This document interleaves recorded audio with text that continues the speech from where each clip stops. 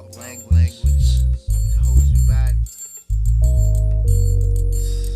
So many ways you can communicate something clearly, concise. We got some ideals here to make it sound nice. Assembled here is a crew of MCs who've been known to put it down with the microphone.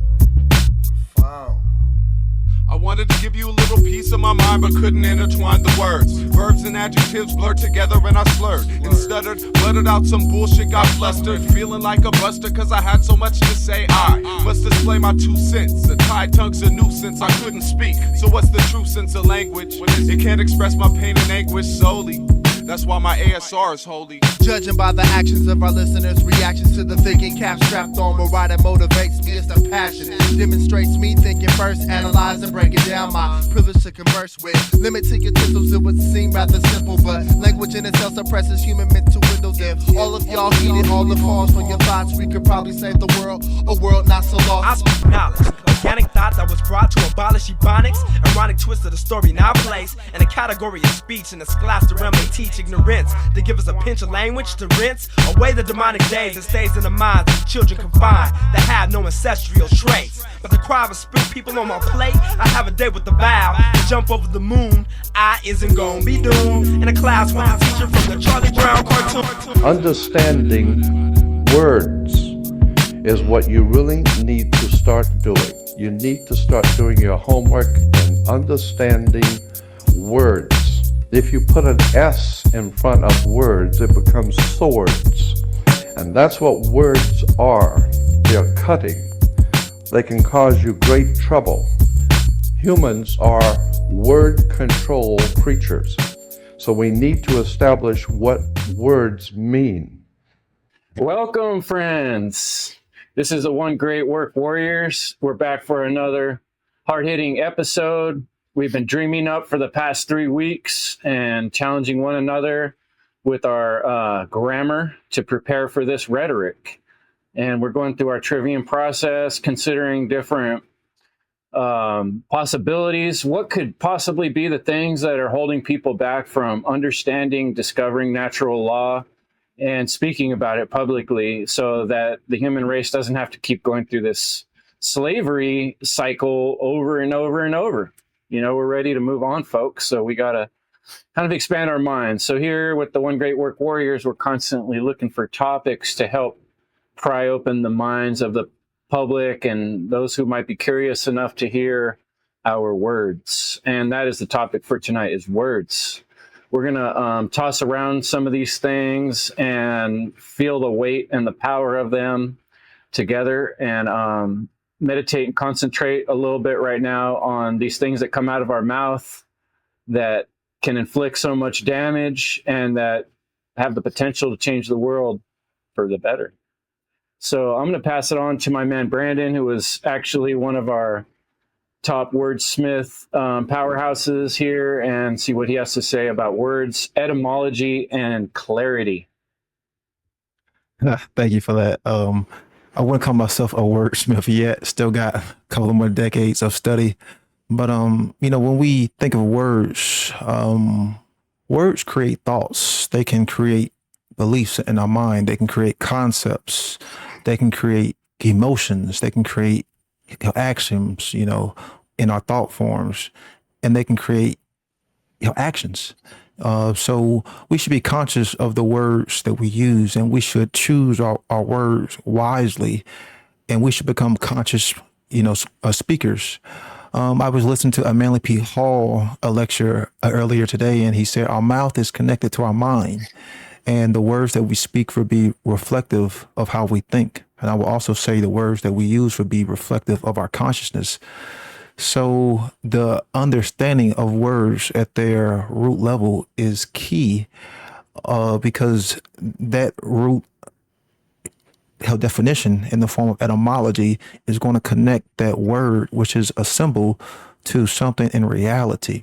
So the importance of etymology and having a correct definition of the words that we use is key when it comes to understanding ourselves, when it comes to understanding reality, and also communicating things. So let's look at some of the etymology when we are talking about words, because when we are using language and speech and words and rhetoric, we should be trying to bring some form of clarity to something. So the etymology of the word clear means giving light, morally pure, something that is bright, something that is luminous. Because if something is clear, then the light can shine through it. And light was always associated with knowledge, goodness, higher states of consciousness, how natural law, true teachings, right action. So light was always synonymous, associated with symbolic of higher states of consciousness. So when we look at the word definition, because, we all should be defining our terms, as the great Jordan Maxwell would always say, define your terms. The etymology of the word definition means the setting of boundaries. You are putting limitations on something to say, hey, this is what this thing is, and this is what it is not. So having a correct definition of words is key, because without those definitions, then you would just have pretty much a relativistic, health society, or a relativistic, reality. So when we put these definitions on words, we are saying, hey, this mouse, is this thing. It's not a car. It's not a pencil. It's not a piece of paper. So when we define that, we're saying, hey, this is what this thing is. This is the form of it. Because if something doesn't have any form, it doesn't have any shape. If it doesn't have any shape, it doesn't have any boundaries. So when we look at the word meaning, what does it mean to mean something? We're talking about expression, or something that is symbolized. It means to intend, to convey. And if something doesn't have meaning, it lacks what? It lacks value. So we need to be clear in our rhetoric. We need to be clear in our language. We need to be clear in our speech. We need to have a correct understanding of the definition of words, and we need to understand the meaning within those words. So when we define our terms, that creates a common ground when it comes to understanding. I'm sure we've all been in a particular conversation, and we are talking about a particular thing, and there's this semantical misunderstanding, as Chris Nelson calls it, because someone has their incorrect definition of words, and you may have a correct definition of words. So when it comes to trying to reach this common ground, it's much harder, because that incorrect definition in their mind has created a incorrect concept. Then therefore you can't reach this common ground without that, clarity, without that meaning, without that definition. So anyone who is saying that the definition of words are not important is a fool, and they lack understanding of symbolic representation in reality. And this is the very reason why we are enslaved, is because we haven't been taught the correct definition. And as we grow up, we hear these words being used, and we just repeat these words, but we don't really grasp the essence within the word. We don't really grasp the definition. We don't really look at the meaning. We don't look at the etymology. We don't look at, the context and how it's being used. We don't look at how the word has been developed, over time. So the definition of words, using the correct definition of words, therefore we buy into correct ideas and correct concepts. And when we have the incorrect definitions of words, because like I said earlier, words create thoughts, words create beliefs, words create concepts within our mind. So if those definitions are incorrect, that's going to create incorrect thoughts, incorrect axioms, incorrect beliefs. And that's where the distortion comes from. So the truth is not about distortions. The truth is not about contortions or manipulation. So without these definitions, without these boundaries, we would just have a world with no form. And in a world with no form, we can just make shit up as we go. We can just make things up based on feeling, based on how it appeals toward us. And then sadly, we would be in the world of chaos, or this kind of postmodernistic world that they have constructed. And we see, saying, oh, well, you can just change the definition of words. Well, are you obfuscating things? Are you trying to twist and distort things? And that's my whole thing is, can you really change the definition of a word if that definition had already limited that word and was symbolic of something in reality? Can that really be done? So I'll pass it on to Derek. Cheers, Brandon. Yeah, thank you so much for kicking that off. Really appreciate that. And tailing off the last thing you said, I mean, like, people are hung up on the basic things that are just inherent in nature, as far as, the seventh cosmic law principle of gender. Like, people can't even answer a simple question nowadays. Like, what is a woman? Like, are we fucking kidding me? Like, that's the divine feminine gatekeeper, birth giving life form in this reality. Hello. Like, so whatever. But yeah, let's get back to basics. Cause, hey, ¿qué onda? ¿Cómo estás? Mucho trabajo. Y la plan monde on se place là, les gars. Et je suis content. Very happy to have you guys here. We got, Jerry from Mexico. I'm in France, and Rick in Canada, and the rest in the States, and that's great. And yeah, I've had an interesting background. I'm not going to go over that really, but just speaking French. I mean, I took that in middle school and high school a little bit, just to pass, the minimal requirements, right? Like, a lot of people took Spanish, and a lot of people are like, why do we got to learn this stuff, right? It's a shame that, there were certain angles that weren't emphasized as to how this can enrich your life and stimulate brain activity. And I swear, like, once you're bilingual, there's something magical happens in there. But to go back to etymology, because, our language is constructed, with Germanic, Latin, and Greek. And the word etymology, let's break it down, right? E-T-Y-M, etym, means true. It's from the Greek word etymos. And, ology is the study of, the word from logos, right? The word, thought, explanation, that kind of stuff. So etymology, the study of whatever, right? So I know we're all down with the philosophia, monomia, like the love for knowledge. And taking it back to that divine feminine goddess Sophia. But anyways, language has been something I've always been interested in, and playing with words ever since I could remember. And like, finding it really funny to break down the syllabics and phonetics of things. And even when I was like half illiterate, whatever, growing up, like grade school, elementary, whatever. And yeah, that just carries on. And, listening to music, especially, where I was from, Bay Area. I mean, it's not from music. I mean, just like slam poetry and like haikus and like all these open mics that I went to. It was just such a wealthy place to be. It felt, just like being in that moment and hearing people express their words, through whatever spectacular vernacular that could be voluptuous or more, cut and dry, whatever, right? And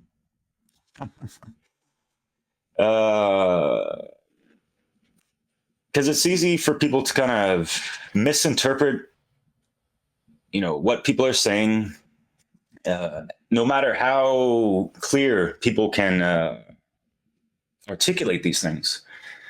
And going back to what Brandon says, like, yeah, people have like a different idea or definition or meaning in their head about specific words or phrases of words. And a lot of times context needs to be really taken into mind when we have conversations, when we're listening to things and everything. Because there's a gazillion podcasts out there with a lot of people, with the Dunning-Kruger effect, tossing up word salads, a little bit too much. You know, it's not always a bon appetit as far as soul food is concerned, but you know, whatever.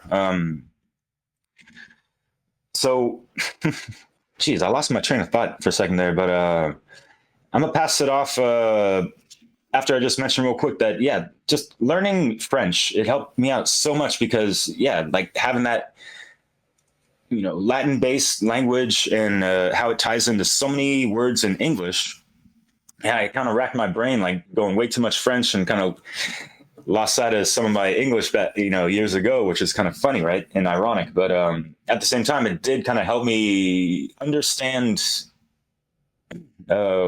words and meanings on a deeper level, and being able to make connections to things and even like formulating little rhyme schemes or whatever my little spiel is sometimes with that. It's just yeah, it's like, oh, we're not here to fucking nerd out on, you know, language and words. No, it's like actually pretty important. And especially for those trying to produce content and, or whether it be through videos or write articles or do your essays, whether it be just, you know, writing them, putting them on Substack or, you know, having video essays to that, we want to have our words razor sharp so people can really understand it, have them understand it at the, you know, best possibility, I guess, if you will, for lack of a better explanation. And that's why we're here, because we're trying to sharpen our swords, you know, S words, you know, like take the S off of, you know, the sword and you have words. And we got to understand that language is the battlefield, and the dark occultists have, you know, done this for eons. And so, yeah, it's been quite a humbling path for me, like just having to listen so much and being corrected all the time through, you know, my learning experience being over here in France, and not really wasn't up to snuff from the get-go, of course, you know. I've been out here since like 2008, so it's been a long time coming, and yeah, c'est la vie, les amis, in place to be. So what's good, my man Jerry? Yo, what up, yo? It was great what you said. I've been taking notes, and I was going to say this till the end, but I just want to share. Yes, I am bilingual. I learned Spanish as a kid from my grandmother, and it helped me a lot. I was about 8 years old when I moved to Mexico, and I was placed in a classroom of Mexicans, and I only knew one word, which was what? What? And that's how I learned Spanish, just by asking what? What does that mean? So funny how like that came to be. And later on after high school, when I was in high school, I really barely passed English. It seemed like hard work, and I was dreading it. I passed, you know, because I guess I would pay attention to class, so that's how I made it through. But I never really sharpened my skills, which you touched on, Derek, the importance of it. It's super important to know your words, the definitions of words like the back of your hand. And it's easier to express yourself once you know these words. You get a better picture of the world, and that's what we're going to talk about, is the importance of definition, right? We use definitions to understand our reality. But what I wanted to talk about was the literary importance. So I'm going to read a little bit from the slide from Brandon Martin's Green Language presentation from Funnel 2. Literature is of crucial importance to those who wish to bring more collective awareness and help evolve humanity into a higher state. That's all I'm going to read. Read, guys. We have to read. But reading is how we become free, how we understand words, sharpen our words, because they're spells. And this brings me to the last roundtable discussion we had, where Brandon talked about white wizardry. So we want to use our words for good. And what I'll be touching on during this roundtable discussion is nothing new. It's nothing that hasn't been said yet. So how did I get here, really quick? I looked up natural law because I didn't understand the meaning of those words. And now, fast forward, I'm here doing a roundtable discussion with the One Great Work Warriors. So I really just encourage you to ask questions. If you don't know something, don't act like you know it. Like, it's okay to say, I don't know. Write it down, look it up. That's what I've been doing lately is if I don't understand something, I'm going to ask. Like, for example, Derek, you said something about Slavics. Is that what you said? Syllabics, like especially, multi-syllable stuff and seeing how things kind of rhyme together and kind of match up, correlate, and that kind of stuff. How do you spell that? Like syllable, S-Y-L. Okay. See, that's the context, because now I get the context and I can understand what he's saying. Without that, I can just make shit up in my mind, and that's fucking like relativism. And then, how I said, how do you spell that? Because it's a spell, right? It's like we have to consider that, be conscious of our words, like Brandon said. So I got here by looking up natural law. The rest is history. All right. So I'm just going to get into a few, I'm going to answer some questions. Why is definition important? A definition has the potential to provide clarity. At their best, definitions act like a compass, providing a lost reader with several potential directions from which to proceed, or listeners. And then I want to say you can understand a definition or the meaning of a word by using hypothesis. For example, we can describe natural law by describing it as it is not the law of the jungle. So, and then Brandon said that can words really change their meaning? And it's funny because words have changed their meaning over time. They've kind of evolved. And I just want to say there's like a history to it. But it makes me wonder how like some words have different meanings. Like, right, I guess you just have to know the context of it. But that's like the importance of the etymology, to go back to its origins. And let's see, words are not just what the dictionary says. So just reinforcing, please read etymology. It'll really, empower you. And then Brandon Martin said, anarchy has been obfuscated to make it look like chaos. And it's like, if we don't understand the meaning of these words, we're going to think it's something completely different. Anarchy just means without rulers. And then Derek touched on the definition of a woman. It's crazy. I think there was like a film released, and it was about a spelling contest, and the kid he was asked to spell woman, and he asked, what does it mean? And they couldn't give him an answer. They were like frightened. So it's like, guys, we got to get on the same page, not be talking semantics. We need that knowledge. I'm going to pass it to Rick. Passing it to me.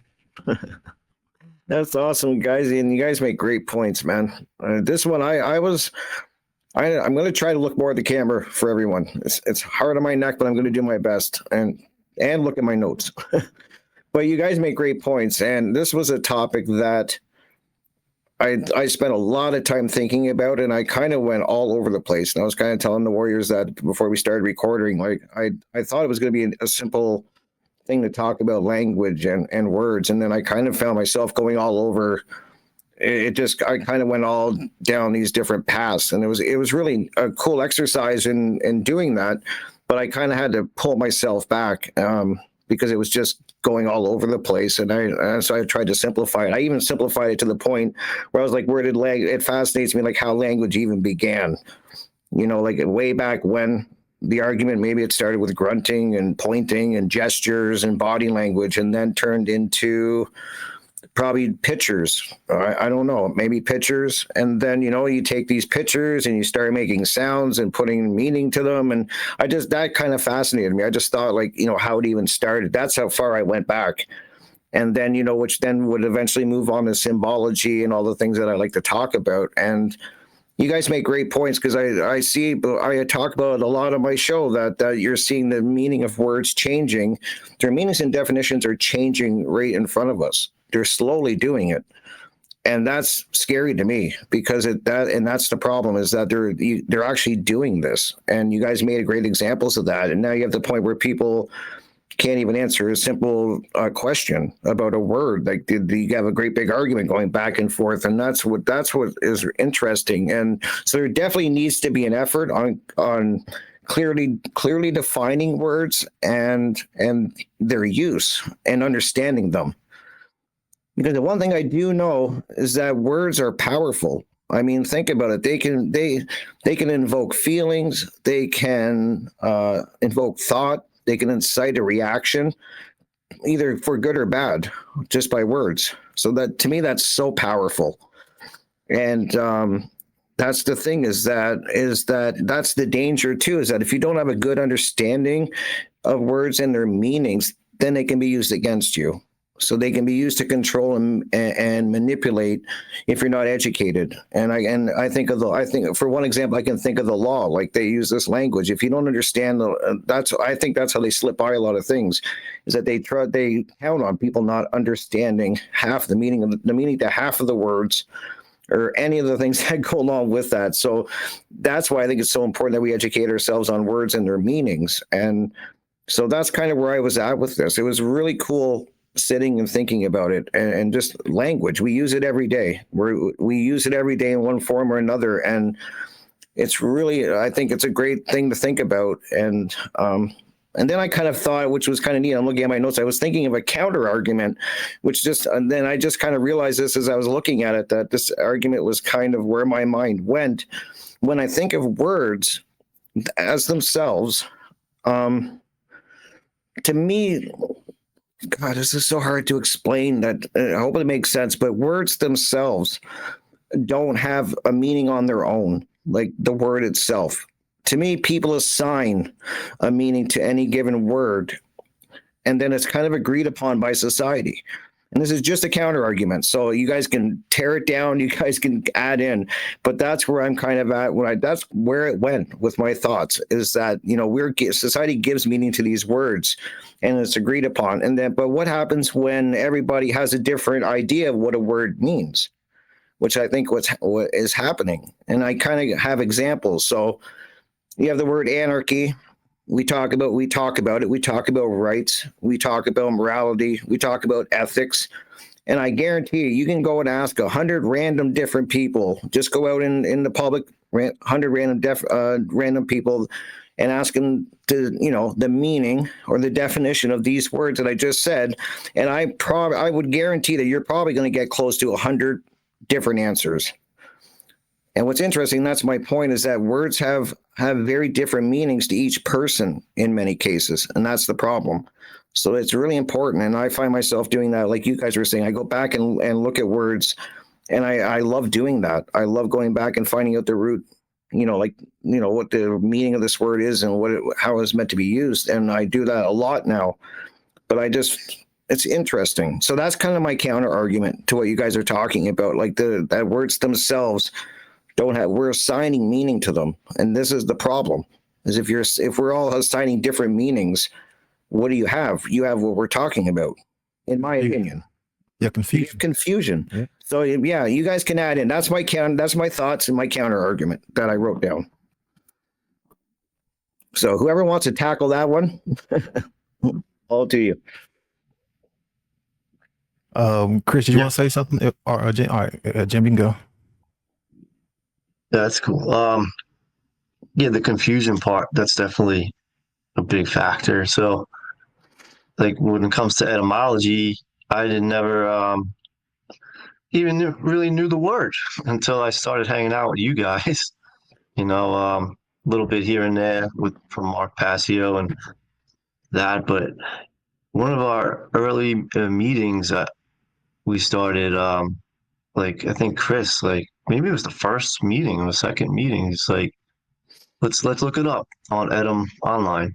And so that was like my introduction to that website. And then, it's been like a discovery process. I use it from time to time. So, but it's all definitely new to me. Almost 50 years old. Like, that's not something that, like, any of my friends ever referred to, or my parents or anyone else I knew growing up was like, oh, what's the origin of the word? But it's cool. Like, with everything you guys have been saying, you get to realize it's important to understand the original intention of the word. And you guys mentioned anarchy a couple times, and that's one word that you could look it up. And the original intention, it means without rulers. Like, an means without, and archos means rulers.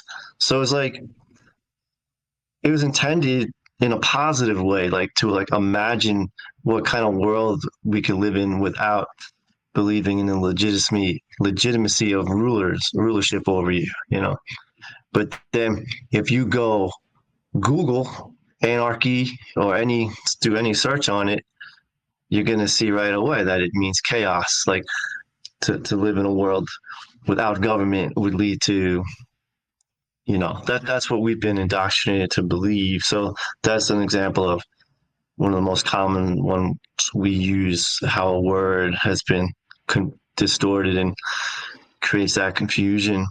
But that's why it is cool to like go to the origin. And so like another one you hear a lot, we mention, is government, right? Like ment, mental, mind, mental is, and govern means to control, so mind control. And these are things like maybe when people first starting out, learning the etymology of words is definitely part of the waking process. When like you say, wait a minute, like, that's fucked up. That's what that really means. It's like, wait, how come I didn't know that? Like, and then you go and tell people, and they're like, oh no, that's bullshit. But I was like, so something that I recently found myself just checking out on Edom Online was the word ecology and then economy, because I was like, oh, how come they both start with the same prefix eco? And as part of I'm always like thinking, like, if we focus more on ecology instead of economy, would be the world would be a better place if our decisions were made ecologically instead of economically. But yeah, so I found myself looking up the origin of those words, and basically oikos was the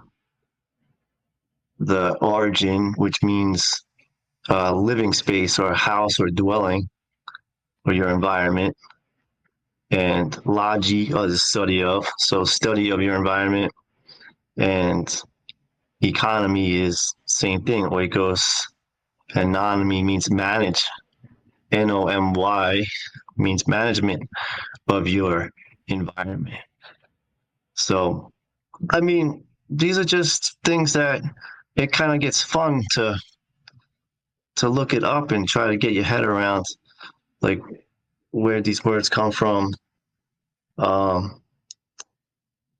So what's interesting is ecology was only coined in like 1873, and economy was 1530. So it took 300, or it's fairly recent where people are only starting to even think about studying the dwelling place, but much earlier we're trying to manage it, so study the interactions between people living in the same environment instead of managing it. So I'll pass it back to Chris. Word up, word down, words all around. My mind's all scrabbled out right now. I love words. That passion, words are fun. And when you start getting into this, you start seeing all the connections and similarities. And I'm going to come back around to that. But first, I want to tell you guys a little story. I remember when my first daughter was very young, my wife was reading about teaching sign language to children. And this was one of those amazing experiences of my life, watching an infant learn to speak and learn to communicate, because the communication started happening long before the speaking came. I mean, there's all this communication happening early on with the eye contact. Just the eye contact is pretty amazing by itself, and how much you get out of that. But then I remember one of the first things we were working on with her was food, and you'd go like this, and the first time when she was hungry and she went like this, it's like, we're so freaking excited. Like, now this little being that we're in charge of knows how to tell us when it's hungry. That's freaking huge for survival, like it's a big win. Very exciting. But that whole process of how the infant learns, they're watching you, they're looking at what you're doing, and they copy what you're doing, right? And that's how a lot of times we communicate. I don't know if you've ever communicated with someone who speaks a completely different language than you. You find yourself kind of like copying them, even though you don't speak their language at all. I've tried to do it with Vietnamese or something. Like, I find myself like starting to take on their accent, and I'm like, what am I doing? But it's a natural inclination. There's a word I want to dig into.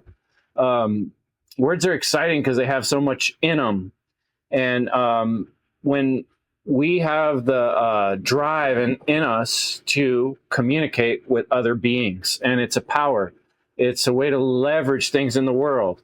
If you want to make a trade with someone and you have the ability to communicate with them, then you can make the trade. If you want to make a bargain and get the better end of the deal, the better you can communicate your value or what you're offering, the better chance you have of coming up on that deal and getting a good end of it. So your words and your spells literally are magic. This is what magic, real world magic is your ability to sling, like the gunslinger, words. And the bullets are your words and how you express them. So that excitement and fun of taking words apart, I kind of want to come back to that, because I wanted to share with you one thing that I take away from studying the Bible many years ago in my Christian days. And I pull it out every once in a while because there's a few things in there that I really just love. And one of those awesome tidbits comes from 1 John.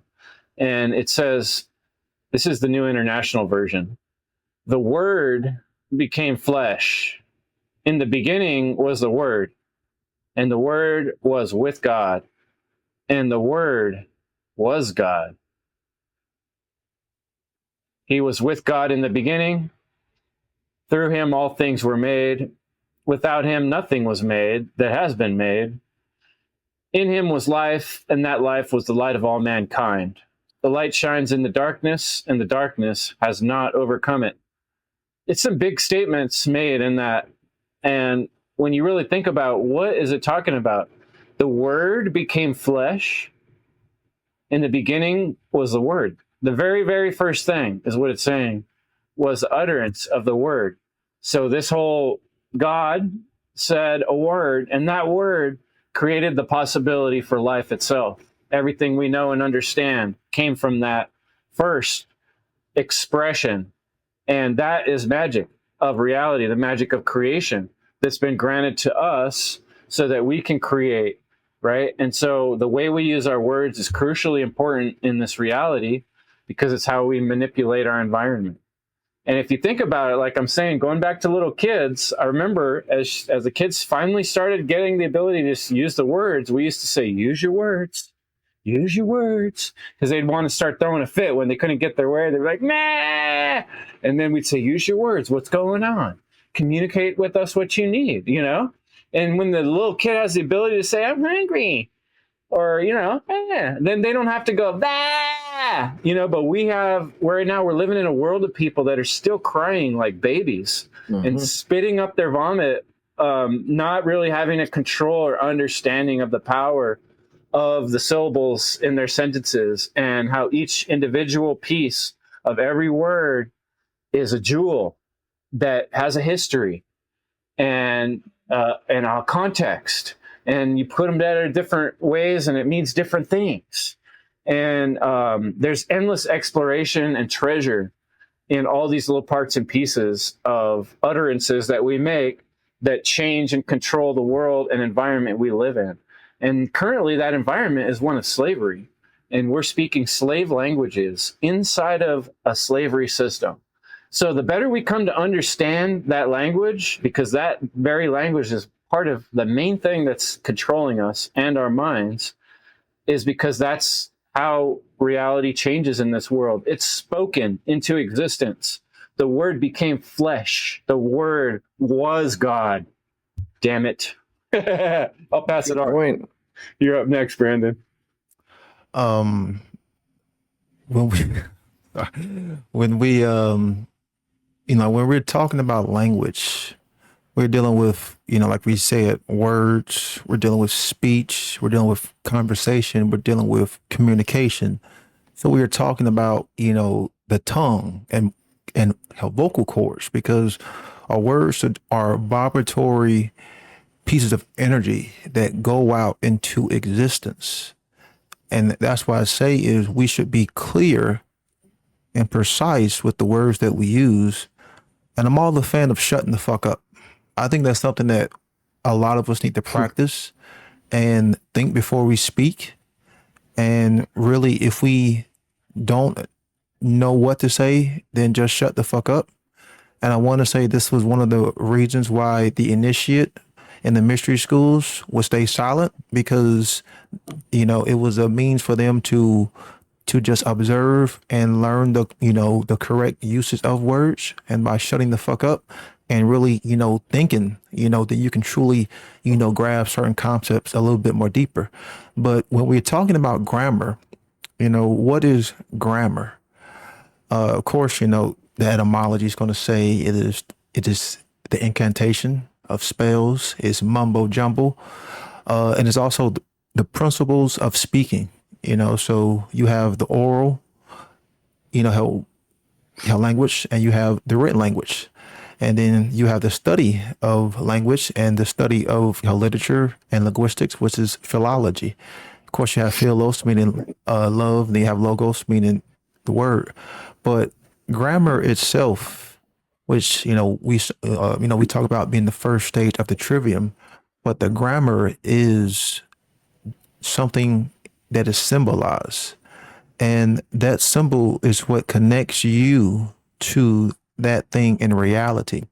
So you can say that grammar is or that symbol is a representation of something in reality. So every word that we have, every word that we use in all of the language it encrypts something. It is representative of something in reality, in the objective world. Doesn't matter if it's a noun, doesn't matter if it's a verb. We are talking about something. And that's why we try to communicate these things. That's why, when it comes to speech, when it comes to language, we are the only ones that we know, human beings, that are capable of it. So it shows the higher states of consciousness. It shows the higher states of awareness and the responsibility that comes along with this tool. So grammar is the inventing and the combination of symbols, because words are nothing more but symbols. Symbols are a representation and a decryption of things in reality. And I'm keeping it very, very simple. If people want to dive deeper into what symbolism is, then I highly encourage them to check out Nate Cap's work and Brandon Martin's work, and, how Douglas Martin's work, because those three dudes are, tremendous when it comes, the symbolism, so shout out to them. But the symbol is what connects you to that thing in reality. And that's why symbolism in and of itself was considered a language. And symbolism came first before we actually had the oral form, because we was trying to communicate, because symbolism is a means to communicate things. In reality, it's actually that median, because communication is that median too, which connects you to others, which connects you to things in reality. So we have, have phonetics, which is the vocal sounds. Then we have spelling. You got nouns, pronouns, have preposition, verb, adverbs, conjunctions. And I'm sure now you're probably thinking like, man, I wish I had paid attention, hell, in literary classes, but those things actually stand true. How when it came to understanding the importance of language, of literature, because we are trying to describe things, and that's what man has been doing since day one, is trying to make sense of things. So when Rick talked about everyone having their own interpretation of words, that in and of itself is why we are in the position that we're in, with all of this confusion, all of this ignorance, all of this distortion. Because if I'm, saying, well, this word means this definition toward me, and you're saying this definition means that toward you, how can we communicate? How can we harmonize? How can we come to understand? You can't. So what does it mean to understand something? That right there in and of itself is a very powerful, because the word under means beneath, among, and before. The word stand is a fascinating word.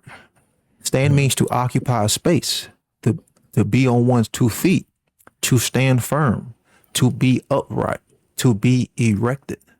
So when we look at the word stand, you're usually talking about power. You're talking about elevation, and you're talking about something of a defensive nature.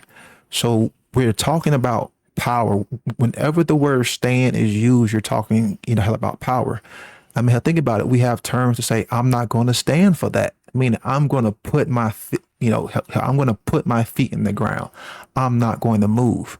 And then we say, well, I'm going to take a last stand in battle, meaning I'm going to set up this defensive posture, and I'm going to fight and try to win.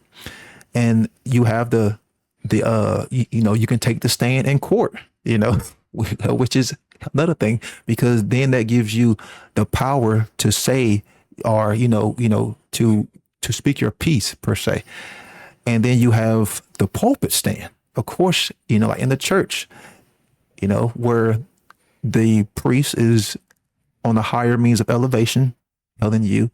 Then you have the hunting stand. Unfortunately, people do go out and take animal life still, but they get in the stand to get that means of better perspective, to get that advantage, to get that tactical elevation. So when we're talking about, being on one's 2 feet, standing firm and being upright, being erect, we are talking about being in a position of power. If something was upright, that means it was moral. If something was upright, that means it was just. So, again, we're talking about words that were synonymous with morality, good, justice, and natural law. And the reason why this was so is because things that was considered higher in elevation, that pointed toward the sun, they were considered upright. They were good. They were moral, because again, the sun was always associated with knowledge, with light, with higher states of consciousness.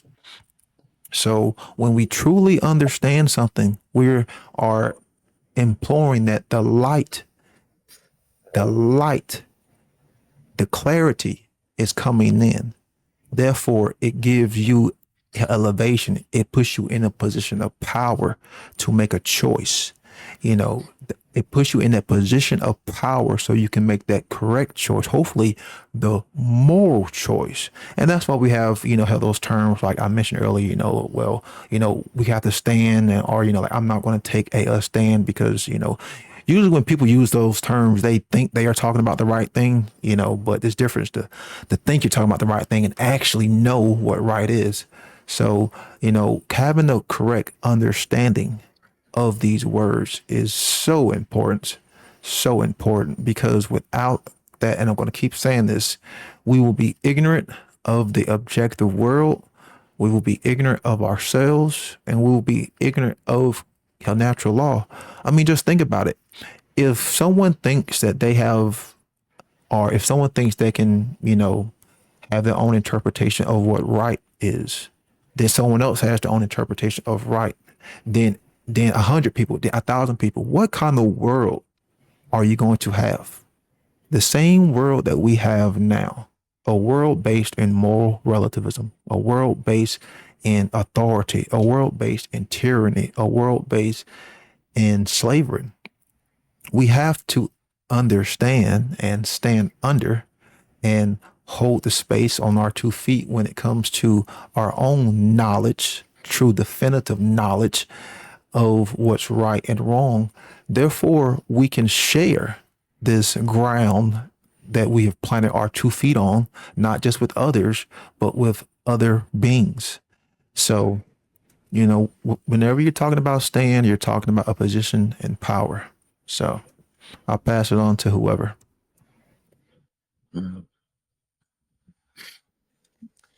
Yeah, cheers, Brandon. Powerful statements, man. Appreciate that. And I need to correct myself because I was going over the ology and the study of, and then I went into like philosophy, which is, the love of knowledge. I was getting ahead of myself. I wanted to go into like phonology, with the whole phonetics, and I promised myself I wasn't going to get cute and trying to, be all, playing with words a little too much. I want to be clear and, for folks to understand at the best of the opportunity and possibility. So, going over the 5 domains of language, there is phonology, the rules of speech sounds, how phonemes are used, and think of, I'm in correspondence with people in France, and those are francophones, anglophones is English, right? So, yeah, I'm sure people understand that basic understanding. And then morphology, the rules of word structure, how morphemes are used. And then we go to syntax, the rules of, how our structures of sentences are formed, right? And then you guys mentioned semantics, right? The rules relating to the meanings of language. And I understand what y'all meant, taking it back to etymology, as far as, what these things mean, right? And the mentalism. So that corresponds as well to the air elements in regards to, how we are sharpening our swords and to really be wielding the sword of truth, that double-edged sword that that cuts through the bullshit, right? So yeah, things to consider. And then after mentalism, there's correspondence. Like, what are we doing right now? We are all in correspondence with each other. That's part of communication, right? And to take it further into the as above, so below, as within, so without. Like, what is our inner correspondence like? What is our inner dialogue like? How are we forming words and thinking about ourselves and that kind of stuff first and foremost? And that's going to correspond as to how we have correspondence or communication with other people, right? So these are things we've mentioned in previous discussions, and not like this is our forte per se. And that's an interesting word right there, because that, in French, it means strong. And what is like fort? Take the E off and drop the accent, of course. Fort means like strong. Stronghold, rather, right? And so, yeah, it's just beautiful how these things, line up when you understand, the root words of things and how they correspond between different languages. I love that shit. But what I don't love is that Orwellian double newspeak or whatever the hell that people are all caught up in, right? So, yeah, that's unfortunate. And that, Chris, really cool story of, like, the baby language and all this stuff. And like, yeah, in the in the land of Babylon, where people are babbling on like babies, that kind of stuff, right? So these are just things that I've always had in the back of my mind that have motivated me to, step my game up and increase my level of understanding grammar and all these things. And we bring up the trivium so much, and it's great, So every time I say the word grammar or hear it, I'm always like, oh yeah, trivium and that kind of stuff. And going back to the S words, swords, and the air elements and that kind of stuff, and how, what kind of intellectual arsenal do we have at our disposal through, the intake of grammar and understanding these things and working them out with our rhetoric and refining that, right? Interesting thought that came to mind as a metaphor, if you will, taking the trivium, grammar, logic, rhetoric, or knowledge, understanding, wisdom, right? Think of a bow and arrow. At least the shaft of the bow, let's call that like the foundation, our grammar. And I guess the string is, that flexes out. That's like our depth of understanding. How big the bow is might be, corresponding to how far back we can pull that, bow, right? Or the arrow. And the arrow is our, our rhetoric, our speech. And Chris, you mentioned this in another show months ago, which is why I've had that in the back of my mind. Like, damn, that was, on point. And so, like, are we going to be, really like aiming true to our target audience, or the people that we're talking to on a daily basis? It doesn't matter whether at work or with your kids or family, relationship wise, all these things. And especially has to start with yourself first and foremost. Let's take it back to the first principle, right? So anyways, Hey, just one more thing, Derek, on your sword allegory. The way a sword is molded, like as I understand, you're beating the steel over and over, and then they're bending it back over itself. The more times that it's beaten and heated, and you're working it. And you were using these terms too, like working it, right? And that's kind of like the language. We got to keep going down these trails and beating up these words. And sharpening too, process is a slow process. You're like with a whetstone going down to finer and finer grades. It's a lot of rubbing, right?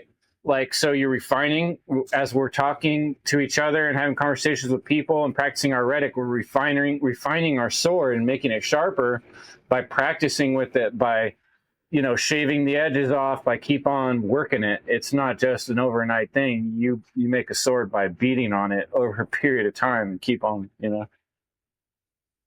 Yeah, great. I love that. A lot of images come to mind I love how you can explain those things simply, Chris. Yeah, I appreciate that. I had just one or two slides I wanted to run through real quick while I'm still on the mic, if you don't mind, if you like. The good old Manly P. Hall, rest in peace.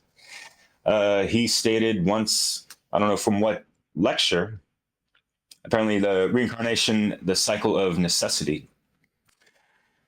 Words are vehicles of ideas, and unless they are understood properly, misunderstanding is inevitable.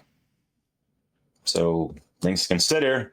And yeah, abracadabra, mother lovers, what are we casting out, and how, with the spells, right? And did we understand the proper spelling of them? And yeah, it's an interesting word, that abracadabra,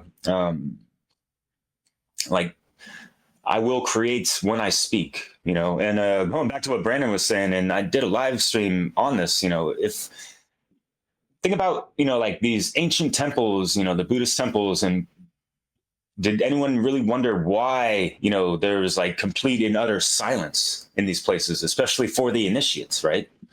Because we gotta be silent, especially, with the mind chatter as well. That's one thing, but to take it to a metaphysical level, in regards to the abracadabra, apparently, you know, at these, you know, sacred sites that have whatever certain high frequencies, or it could be more of like a pure vessel, whatever. And you can even take this back to like Hyperboreans, whatever. Like what you connect, like literally speak, can be manifested, that kind of stuff. So yeah, we need to be careful with, you know, our thought process first and foremost before anything comes out of our mouth, you know. So things to consider, just like prefix, suffix, and roots of words. You know, a prefix, you know, break down real quick. A group of letters added to the start of a root word to change its meaning or tense. The base word that, the root is the base word that gives the word its meaning. And the suffix is the ending, you know, a group of letters added to the end of a root word to change its meaning or tense. And suffix examples real quick. I mean, think of like, for instance, you know, the importance, you know, A-N-C-E, meaning an action or state, you know, or like age, a result of, you know, what is the wreckage? What is the damage? You know, what's the result of that? You know, so it's, you know, learning about these things more and more, it just helps us, you know, sharpen that sword. And out here in France, we got the Parliament, right? And I threw in a little interesting breakdown of those words, like to speak is to parler, right? Parlez-vous français? You know, y'all know that one, right? And so parler, and then mentir, mentir, it means to lie, actually. And then, yeah, of course, M-E-N-T, you know, that's, you know, mind, mentalism. And the parlementaire, actually, what they have, yeah, terre means earth. So it's like they're lying to the people on earth, in a sense. Just interesting stuff. And les amis. Jerry, back to you, brother.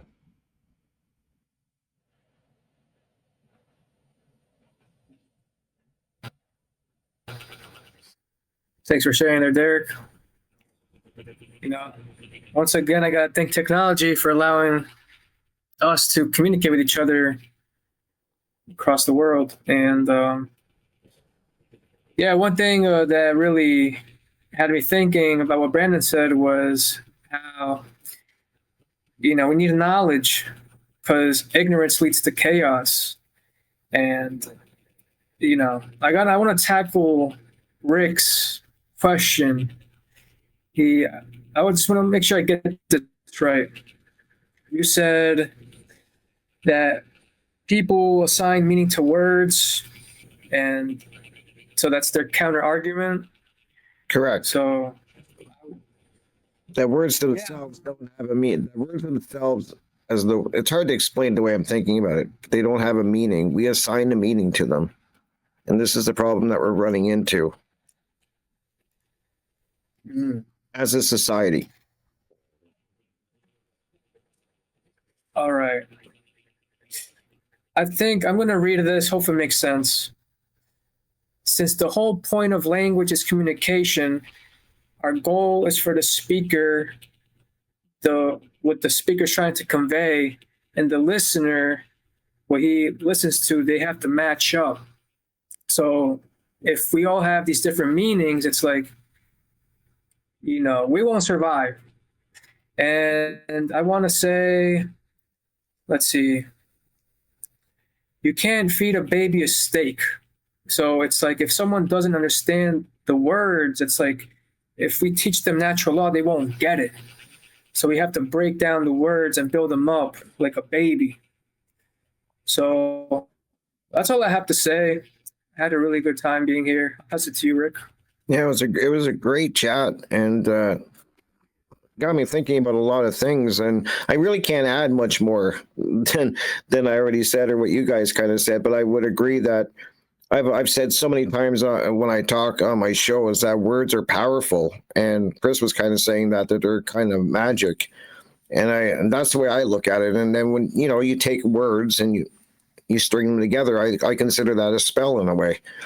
And that's kind of the way I think. I just keep telling people, like, words are so powerful. And then I also want to add that the intentions behind the words that you use have to be considered as well. I think that's a really important aspect of, when you're using words and sentences. And I think your intentions behind it matters in a lot of ways.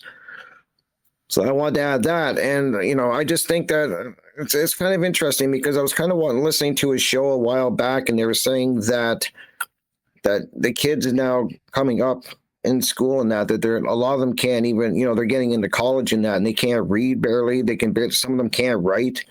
And I think that that's the war that, because I think the social engineers know the power of language and words. And if it's used in the right way and people understand the power of these words and what you can do with it, I think that's why they're kind of destroying it. And they're making sure that people don't understand it. And then I think about technology, and I think how people are texting and they're throwing emojis around and they're shortening words. And like I get messages from younger people, and I don't even know half the time what they're talking about. Like they got all these short words and abbreviations, and I'm just like, what is going on? Like it's just, to me, it's destroying words. It's destroying language. When I see that, that's the only way I can see it. Like it's just, and I know it's quicker and they have all the excuses, but that's kind of what I think about. It's like they're doing a good job, changing the meaning of words right before our eyes, as I was saying earlier, and it was brought up earlier, and they're destroying language. And then now, and it's been brought up, like I brought up, people are just, everybody's got a different meaning for the word, and nobody's agreeing on anything. And then that's why, like Brandon said, we got chaos. This is why we're at, because nobody's agreeing on anything. We have to get back to agreeing on what these words mean and their intentions behind them. So that's all I can add. I mean, I'm happy I'm learning. I was thinking this too, kind of laughing to myself. I'm happy I'm learning music because to me, in a way, I thought reading music was going to be really hard, but I find it so simple. I mean, like an eighth note is an eighth note, a 16th note is 16th notes. It's really hard to mess that up. It's kind of what it is, not like language. I mean, it's just so all over the map. So I just wanted to add that in, and I'll pass it to Jim. And thank you guys. It was an amazing conversation. Yeah, thanks, guys. Just again, like to mention anyone who hasn't looked into etymology, you can go to Etym online, ETYMONLINE,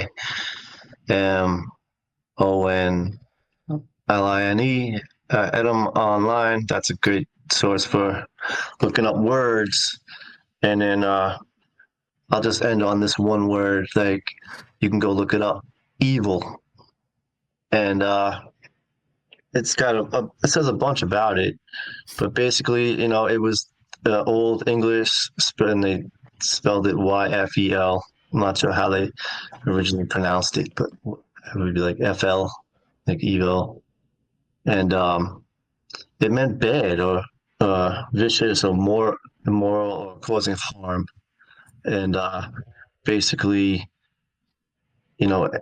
the noun saying anything that causes injury, anything that harms or is likely to harm, right? Conduct contrary to standards of morals or righteousness. That's evil. But getting back into confusion and distortion, we all think we're led to believe that evil is like Hitler or like Dr. Evil or like a serial killer.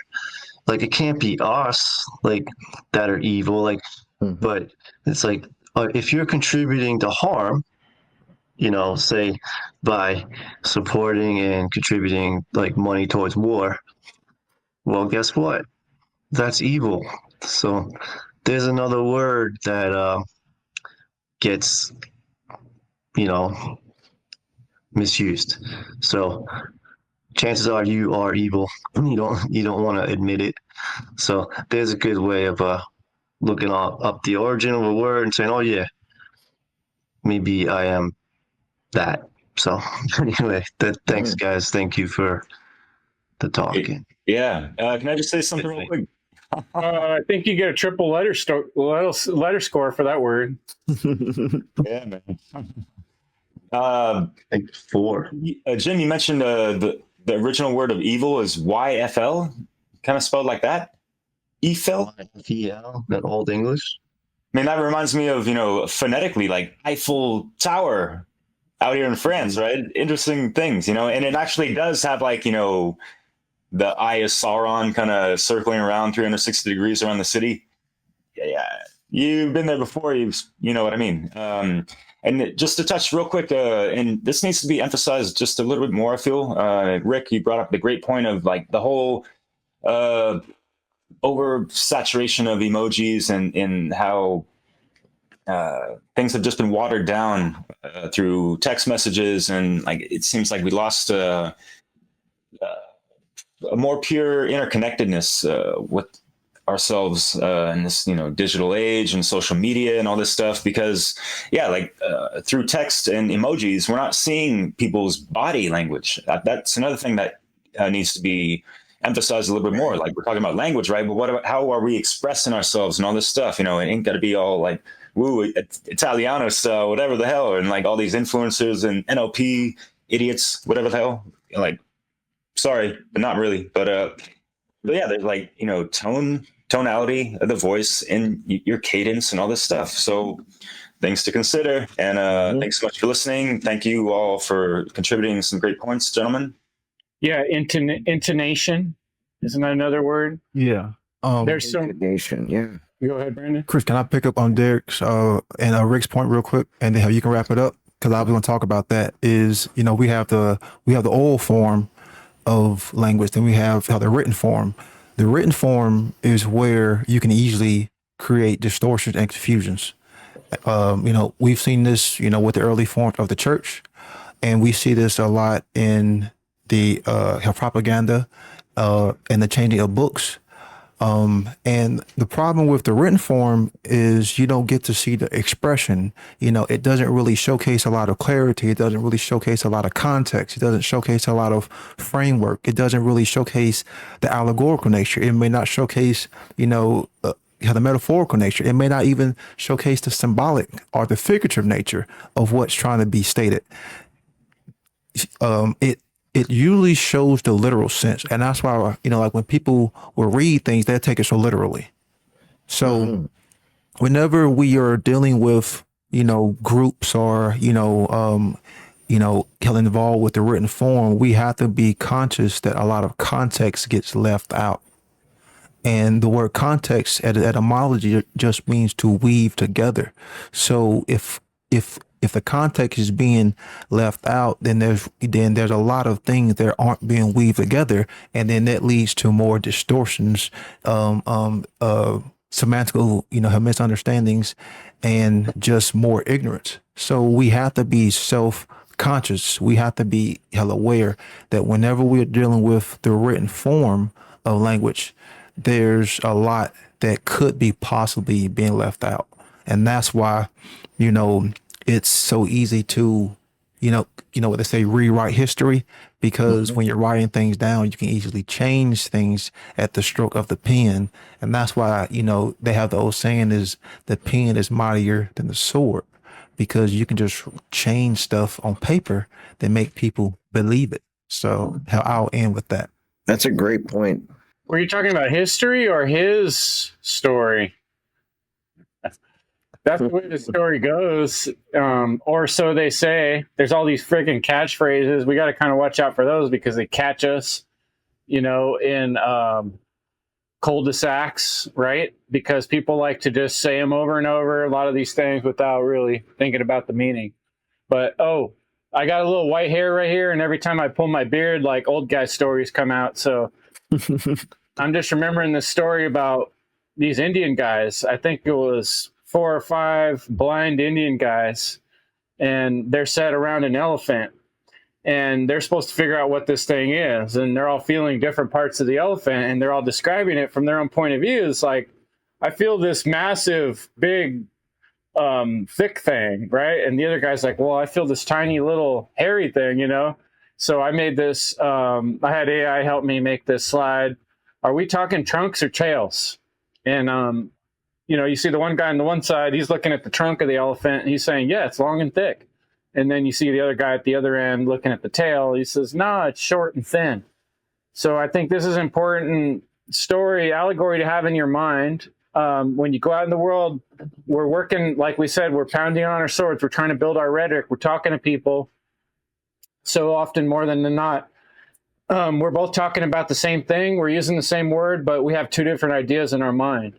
Mm-hmm. And so when you start to understand and recognize how that works, you can start to discern. And so I think it's really important when communicating with people is to try to get out of them, what do you mean when you're using that word? Because most people don't take the time, like we're describing, to really dig into words, right? So the better you get at it, the better you can help other people. And here's one way I want to share with you that I think is really fun. This is something my dad taught me. Words are kind of modular. Like you were sharing this, Derek, where there's the suffix and the prefix, and then there's the center. A lot of times you can find similar ones. Here's an easy one. C-O, cooperate, coordinate. Words with co means with or together. Yep. So, you can just go around, think about hundreds of words that have co in them, and then think to yourself, with, together. Oh yeah, it always kind of works, right? And then operate. What other words have operate in it? Oh, operation, opera. Sometimes they don't work. Sometimes, I come up with opera. I wonder, does that have to do with operate? And just let your mind, take these words apart into little pieces and start, what other word has that piece in it? Inspection, peck, inspect, detect. The more you start doing this, the more you start seeing the similarities. I've had times where someone gives me a word I've never even heard before. I take apart the pieces in my mind, compare them to other words, and I'm able to come up with a full definition without ever even looking it up. A word I had no clue what it was about by doing this process. And it's actually quite fun. And then once you start doing it, you start noticing it in all these words that are similar, and words that have these different pieces and parts in them. And if you get this excitement, enthusiasm for words and vocabulary and sharpening your sword, then you have the ability to really communicate with people better and understand what they're trying to say, help them define what they're trying to say. Oftentimes I'm giving people words. They're like, and I'm like, do you mean this word? And the more you spend time on a dictionary, and these days you go on ChatGPT for free and you say, ChatGPT, here's the word. Please give me 4 different definitions and 3 different dictionaries etymologies. There it is for you. Just like that. You don't even have to go to the library anymore. So a lot of the disagreements people are having out there are pre-programmed in there. That's the last thing I wanted to point out, that these words and phrases that are being tossed around out in the world are created by, they create these compound words. They put things together like the new normal, right? And it becomes something that gets in people's heads, and it psychologically damages people. So I just thought of a few questions. Ask yourself, what good are you doing with words? What good do words do you? What good are your words doing others? Do your words serve truth? So it's asking you really, what spell are you under? Because if your words aren't doing good for others, and if your words aren't doing good for humanity and for truth, if your words don't serve truth, then you're under a fucking spell. And you need to get out of it. And the way you get out of it is by learning how the spell is spelled. Learn how to take the spell apart. Learn the pieces and the parts and what constitutes it. And it can no longer enslave you because you understand how it works. And it no longer controls you because you now know it. And you have the power. And the words are that power. And understanding how to use them and how to put them together and take them apart is a power that no evil can really ever do anything about, because it unveils truth, the greatest warrior in all of time and history. Truth itself cannot be defeated. So that's your sword, and the words are your way to chip away at that. So I really appreciate you guys listening and sharing your words in the chat, which I hope you've been doing. And we'll look forward to seeing you next time with the One Great Work Warriors. Have a good night.